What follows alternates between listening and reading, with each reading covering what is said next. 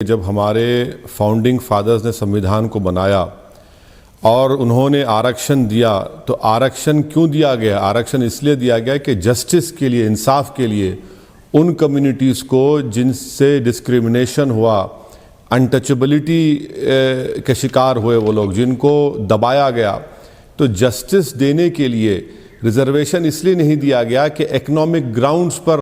जी हाँ दोस्तों, ऐसा लग रहा है जैसे कि बीजेपी सरकार ने मनोज तिवारी से पिछले जन्म का बदला ले रहा है, क्योंकि बीजेपी सरकार ने उनको इस तरीके से फंसाने का काम, मतलब खुद भेजकर मनोज तिवारी का बेइज्जती कैसा होता है, तो इस वीडियो में हम देखेंगे। मनोज तिवारी ओवैसी साहब के साथ डिबेट में बैठा है। आइए हम पहले ये देखते हैं जो ओवैसी साहब का ये उत्तर का जवाब मनोज तिवारी कैसे देता है, और इसको ये वीडियो आपको कैसी लगा आप मुझे है ना ज़रूर कमेंट करके बताइएगा, और चैनल पर नहीं तो प्लीज़ सब्सक्राइब कर लीजिएगा। तो आइए हम आपको ये वीडियो दिखाते हैं। रिजर्वेशन नहीं दिया गया, ये हमारे कॉन्स्टिट्यूशन में लिखा हुआ है, आर्टिकल 15 और 16 में। ये जो इकोनॉमिक वीकर क्लास का जो कॉन्सेप्ट इस सरकार ने क्रिएट किया, ये हमारे कॉन्स्टिट्यूशन में कहीं पर नहीं है। और 9 जजेस का बेंच, इंदिरा साहनी ने एक साफ तौर पर कह दिया कि इकोनॉमिक ग्राउंड पर रिजर्वेशन नहीं मिल सकता।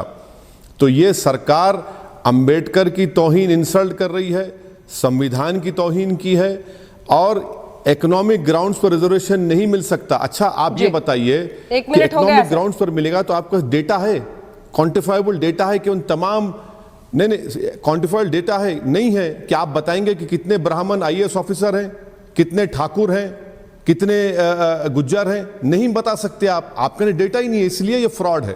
मनोज तिवारी जी जवाब दीजिए।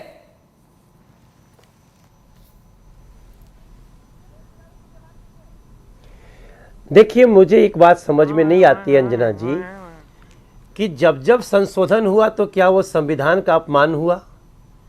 संविधान में संशोधन ये 124वां संशोधन था, न कि ये पहला संशोधन था। तो अगर कोई कहता है कि ये संविधान का अपमान हुआ, तो मैं समझता हूँ 123 बार और हो चुका है, ऐसा वो कहना चाहता है। दूसरी बात, जो लोग ये कह रहे हैं कि इसकी टाइमिंग क्या है, अरे टाइमिंग तो और लोगों के पास भी है। हमने 4.5 पौने 5 वर्षों में लगभग 1000 ऐसे कानून बनाए हैं जो इस देश के लोगों के लिए है। और याद रहे, हमने जाति आधार पे नहीं, 71 वर्षों में जो आर्थिक आधार पे गरीबों के आंसू को पोंछने वाला, कुछ लोगों ने इस सवाल जो उठाया है कि हम ये आंसू इस समय क्यों पोंछ रहे हैं। हम आपको एक बात कह के अपनी वाणी को बंद कर देंगे, विराम देंगे, क्योंकि बहुत बड़े बड़े लोग हैं। मैं उन सभी लोगों से पूछना चाहता हूं जो कहते हैं कि ये आरक्षण कोई फ़ायदा नहीं करेगा, कोई किसका कोई फ़ायदा नहीं है, तो इसका मतलब वो SC को जो अभी तक आरक्षण मिला है उसका समर्थन नहीं करते, OBC को जो आरक्षण मिला उसका समर्थन नहीं करते। मुझे समझ में नहीं आ रहा है, आदिवासी, SC, ST, ये हमारे OBC सबको जो आरक्षण मिला है, क्या वो बेकार है? मैं समझता हूँ इसको हृदय से स्वीकार करिए। अटल जी ने कहा था, छोटे मन से कोई बड़ा नहीं होता, टूटे मन से कोई खड़ा नहीं होता। इस देश की इस खुशी को स्वीकार करें। और मैं सबको धन्यवाद देना चाहता हूं जिसने विरोध में भी बोली। हम उन 323 लोगों को धन्यवाद देते हैं जिसने समर्थन किया, उनको भी जिन्होंने राज्यसभा में किया। हम सबको प्रणाम करते हैं, धन्यवाद करते हैं। हमारे आने वाली पीढ़ियां आपको धन्यवाद देंगी, नरेंद्र मोदी को भी देंगी, और जिन्होंने साथ दिया उनको भी देंगे। ओवैसी जी, जो दलील उन्होंने दी कि अब तक कई संशोधन देश के संविधान में हुए हैं, वो सब अपमान नहीं कहलाएंगे। दूसरी महत्वपूर्ण बात, क्या आपको नहीं लगता है कि धीरे धीरे गरीबी ने एक बहुत बड़े वर्ग को इतना पिछड़ा कर दिया है, नौकरियां नहीं है, भूखमरी की कगार पर ऐसे लोग पहुंचे हुए हैं, उन तक मदद नहीं पहुंचनी चाहिए क्योंकि वो सवर्ण है?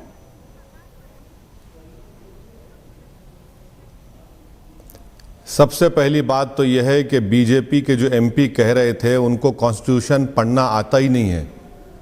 रिजर्वेशन क्यों मिलता है? सोशल बैकवर्डनेस के ऊपर।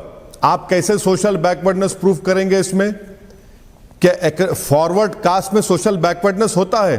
सोशल बैकवर्डनेस का मतलब यह है कि डिस्क्रिमिनेशन, अनटचेबिलिटी, यह है। सब्सटैंटिव इक्वालिटी की बात कॉन्स्टिट्यूशन करता है। आप समझ ही नहीं पा रहे हैं भाई। संविधान में 125 मर्तबा अमेंडमेंट हुआ है, बिल्कुल हुआ है, और चैलेंज भी हुआ है। तो आप ये रिजर्वेशन सोशल बैकवर्डनेस के नाम पर मिलता है। अब रहा सवाल, आप कह रहे हैं कि जन्योधारों को सावरनास को मिला है। मैडम, ऑपरेशन अनटचेबिलिटी क्या सावरना ने फेस किया? क्या सोशल बाइकॉट फेस किया?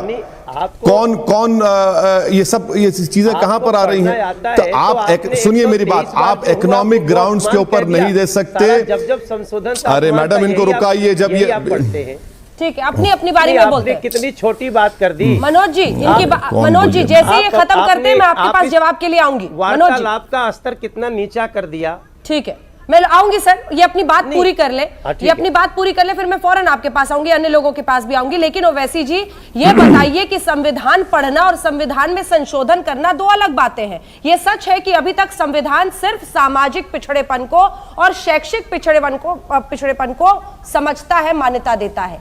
लेकिन अगर संशोधन करके आर्थिक पिछड़ेपन को भी उसमें लाया जाता है तो फिर ये कैसे संविधान का अपमान होगा?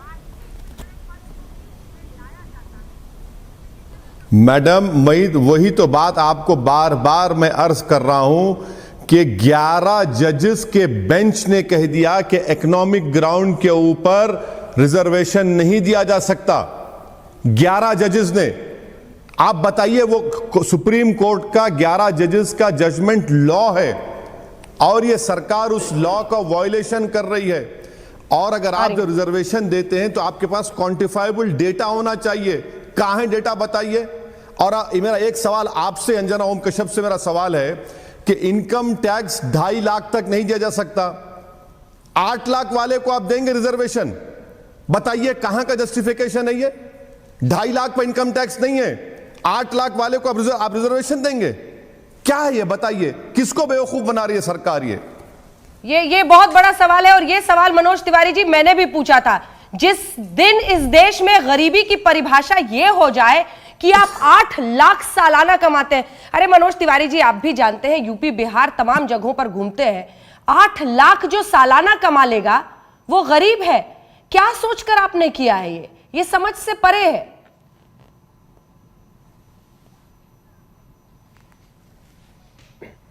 पहले तो अंजना जी, मैं अपने साथी जो संसद में मेरे साथी हैं, उन्होंने जिस प्रकार से वार्तालाप का स्तर छोटा किया ना, ये तो बड़ी खैर उसको छोड़ दीजिए। अभी इन्होंने जो भी इन्होंने बात कही, जैसे ही सवर्णों के गरीब लोगों को अधिकार दिया जाने लगा, इन लोगों को लगा कि लोगों को संविधान पढ़ना नहीं आता।